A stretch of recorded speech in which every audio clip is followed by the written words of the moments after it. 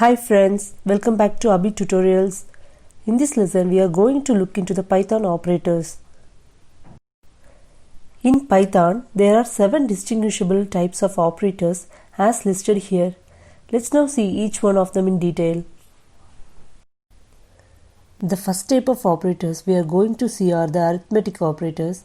These operators are used for performing basic mathematical operations such as addition, subtraction, multiplication and division. Also we have the modulus operator which returns the remainder of the division operation. Python also has the exponentiation operator which is indicated by double star. Finally we have the floor division operator which returns only the integral part of the quotient. Let's open VS Code to perform the exercises today. Search for VS Code from the Start menu and open it. Create a new file named operators.py. Create 2 variables a and b and assign values to them. Perform all the arithmetic operations we have seen in the previous slide on the variables and use the print function to display them. Click on the Run button. As you can see, the output of the program will be displayed in a new terminal as highlighted here. The next type of operators we are going to see are the assignment operators. Assignment operators are used to assign value to the variables.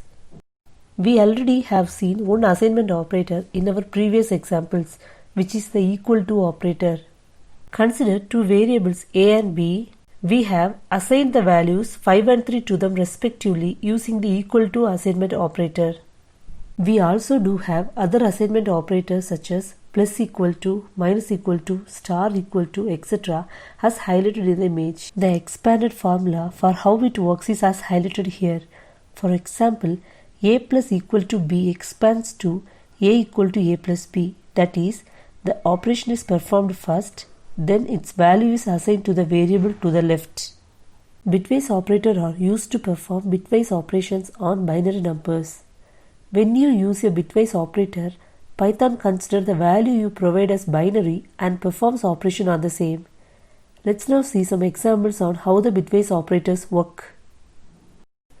Consider we have 2 variables a and b with decimal values 2 and 3 respectively. The corresponding binary values are 1 0 for a and 1 1 for b. We are performing AND operation on a and b. As per the binary logic, the AND operator will return 1 if both the inputs are 1. If one input is 0 as displayed here, or if both inputs are 0, then the result is 0. We derive the result as 1 0, which is then converted to its decimal equivalent, which is 2. Same is the case with other operators. I have given examples here on how the bitwise operators work. Comparison operators are used to perform comparisons between 2 variables or values. We have operators to validate if a value is greater than, less than, equals or not equals to another value. The output of the comparison operator will always be either a true or a false as highlighted here. The next type of operator we are going to see is the identity operator.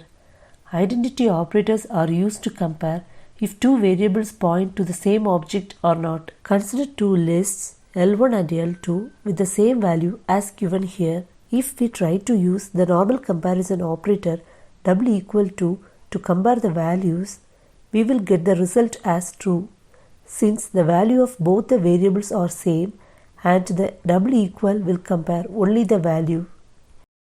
However, if we try to use the identity operator is to compare the values, we get it as false because both L1 and L2 refer to different objects even though they have the same value. Let's now create a new variable named L3 and assign its value as L1. Now if we use the identity operator to verify the equality, we will receive true as a response. We also can make use of the is not operator, which provides the inverse of the is operator. There are 2 logical operators, the AND, the OR operator. The AND operator will return true only if all the conditions are met. The OR operator will return true even if one condition is met.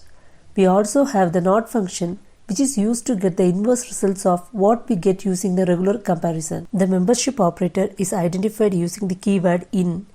You also get the negated value for the in operator identified using not in.